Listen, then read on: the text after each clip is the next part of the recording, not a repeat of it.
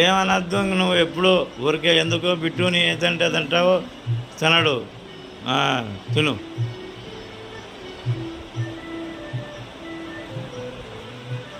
అంత బుద్ధిమంతుడు ఎవరైనా ఉండారా? బిట్టు అంత బుద్ధిమంతుడు, ఊరికే అంటారు పాపం. తిన్నానా? నువ్వు తిన్నాయా? మంచోడు బిట్టు చూడు.